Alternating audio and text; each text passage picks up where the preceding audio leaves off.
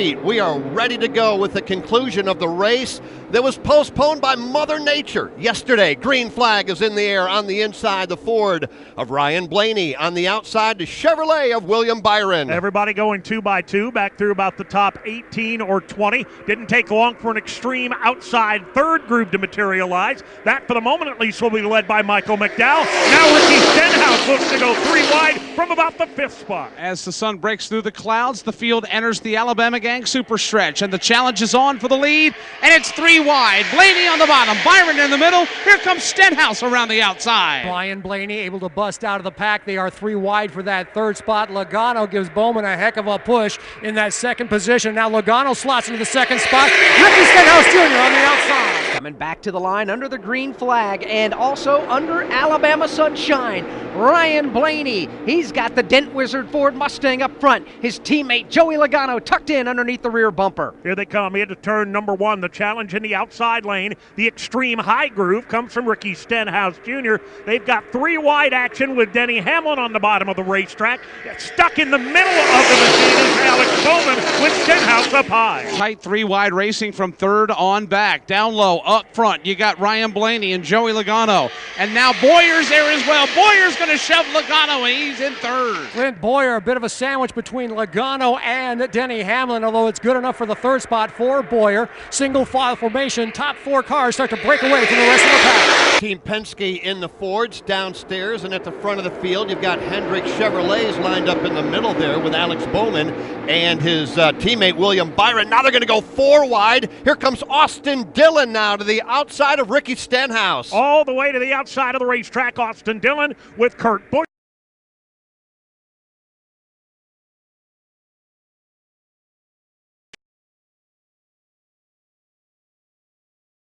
To the outside, front of the pack, it continues to be Ryan Blaney. And it is a 7-car breakaway in single file formation at the bottom of the racetrack, led by Ryan Blaney. The outside line, about 10th or so, that's led by Alex Bowman. He's got William Byron right behind him. Those 2 cars are flirting with the wall on that high outside line. It is Alex Bowman outside the top 10. William Byron filling his mirrors, and behind him, it's Kyle Larson and Austin Dillon. Those are all Chevrolets at the front. Down at the bottom side of the racetrack, you've got 3 Ford Mustangs. Then you've got a Toyota Camry, followed by 3 more Chevrolet Camaros. Take your pick on the manufacturers. They race to 1. The top 9 or 10 cars still remain single file. Then it's 3 wide from there on back. Bottom of the racetrack, Kyle Larson. Middle of the racetrack now, Daniel Suarez.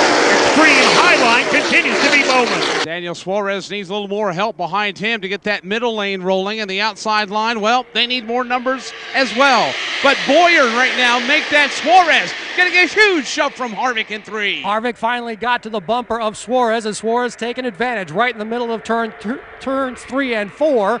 Draws up alongside David Reagan. That's for the 7th spot. Teammates working together just outside of the top 5 in Suarez and Harvick, but they're going to need some more company there. It was a 2-car draft, but now Stenhouse will join. So will Eric Almirola as they begin to work the middle groove back to 1. That 2nd lane beginning to percolate now. Daniel Suarez getting a big shove from Kevin Harvick. Harvick buried up underneath the rear fender of that Haas automation machine as they continue to charge the middle lane. Now 9 cars have strung out into single file formation downstairs. We're describing what's going on in the middle of the racetrack. Still, you got Suarez with a trunk full of Harvick. I'll tell you what, Kevin Harvick not shy at all about pushing his teammate Daniel Suarez, and for the moment, it's good enough for the 10th spot. Suarez draws up alongside Daniel Hemrick. Ryan Blaney is still your leader. Blaney does continue to pull the freight train at the bottom side of the racetrack. Conditions today, weather-wise, much different than what we had yesterday. Quite cool, quite windy, quite overcast. Today, Dave, much different. A good deal warmer, and as mentioned, the Alabama sunshine has broken through at about the same time as the green flag went in the air. So far, so good for the leader of the race. That's Ryan Blaney. And Daniel Suarez and Kevin Harvick again team up, tandem up, trying to push their way to the front, but they've got company at the back door. Ricky Stenhouse Jr.'s there, also Eric Almirola, Keselowski, and others. As we said yesterday, that middle groove stymied plenty of driver, but now it is Daniel Suarez with plenty of help from his teammate Kevin Harvick. Now Suarez is challenging Chase Elliott for the 5th position. Well, they're going to keep pounding away on the outside, but all the while the inside line right now is the fast way, and at the front of the field it is a couple of Team Penske teammates. Ryan Blaney right now leading over Joey Logano, Clint Bowyer, Denny Hamlin, and Chase Elliott. That's your top 5. 68 laps are complete. Exxon and Mobil present How to Be Supremium. First, fill your tank with Exxon and Mobil's Supremium Fuel. New Synergy Supreme Plus. It keeps your engine 2 times cleaner for better gas mileage. Then get the rest of your car 2 times cleaner. My rims are so shiny they can be seen from space. I saw pictures. So clean your engine with new Exxon and Mobil Synergy Supreme Plus. It's supreme. It's premium. It's Supremium. Fill up today or go to Exxon.com for details. Synergy Supreme Plus gas compared to Synergy regular gas and poor fuel-injected engines. Benefits based on continuous use and may vary. Before you know it, we'll be crowning the 2019 Monster Energy NASCAR Cup champion in Miami. You need to be there to witness Ford Championship Weekend, November 15th through the 17th at Homestead Miami Speedway. 3 days, 3 races, 3 NASCAR champions. What a year for Joey Logano, and he caps it off with a win at Homestead Miami Speedway. Pick out the best seats in the house for the pinnacle race of the 2019 NASCAR season in South Florida. Call 866-409-7223. That's 866-409-RACE. Lap number 69, Ryan Blaney still leading as he came through the tri-oval. Alex Hayden, but he just about threw it all away. He absolutely did, Jeff, trying to block the outside lane and inside lane. Nearly got turned around by both Clint Bowyer on the outside, and when he gave a tug to the steering wheel back to the bottom, his own teammate Joey Logano was occupying that real estate. Joey had to check up, but they did make slight contact. Right now across the line, 70 complete. Ryan Blaney, Logano, Chase Elliott, top 3 from Talladega Superspeedway. This is the Motor Racing Network, the voice of NASCAR. The race to the championship is coming through the desert. It's the Blue Green Vacations 500 NASCAR semifinal race weekend at Phoenix's ISM Raceway. Now, after a $178 million modernization project, it's more personal than ever. With access that gets you into the infield and NASCAR garages and even closer to the cars and drivers. Don't miss the Blue Green Vacations 500 semifinal race weekend at ISM Raceway, November 8th through the 10th. Lock in your seats now at ismraceway.com.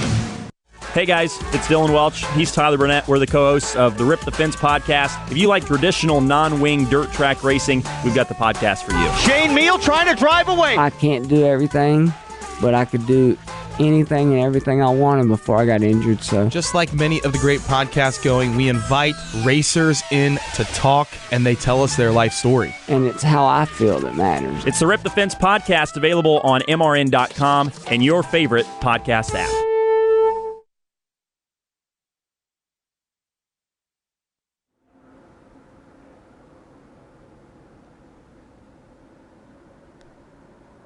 .200 miles an hour, they went thundering down the back straightaway into the high banks of 3 and 4 here at Talladega, and now here they come back to the tri-oval, and it's on yet again.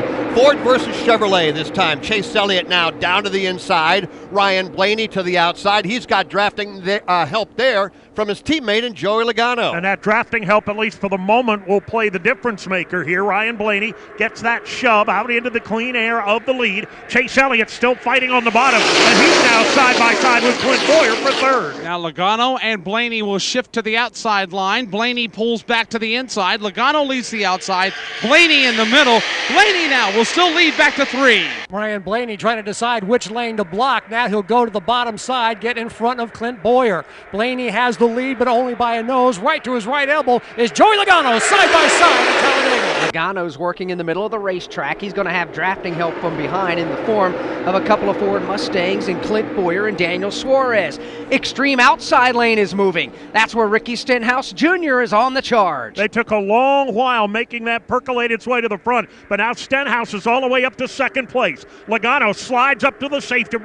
a four-wide sandwich, that is, and he is losing ground in wholesale fashion. His teammate, though, Joey Logano, leads him back to 3. And for the moment, Joey Logano is making the high side work through turns 3 and 4. He has got the lead, even a car length between himself and Ricky Stenhouse Jr. The charge is on off turn 4. So it's going to be Joey Logano that will lead him back through the tri-oval. Right behind him there, Clint Boyer, Chase Elliott. 3 wide, a little bit further back, Clint Boyer, Daniel Hemrick. Where is Denny Hamlin?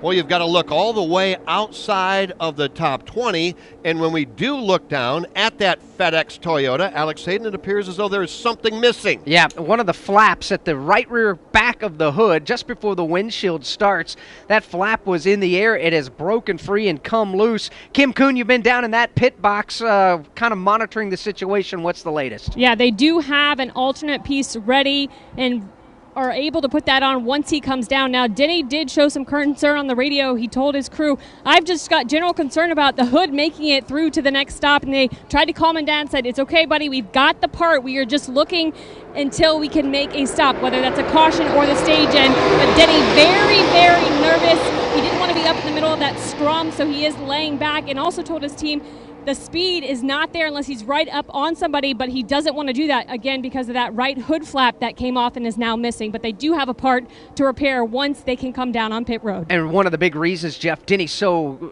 nervous about being in the scrum that Kim pointed out up in the middle of the draft is because without that flap, air escapes from underneath the hood over the windshield. That creates a buffeting. The air pressure changes there, and that violently shakes that hood without that flap in place. That's the reason Denny had to pull out. Well done by Kim Kuhn.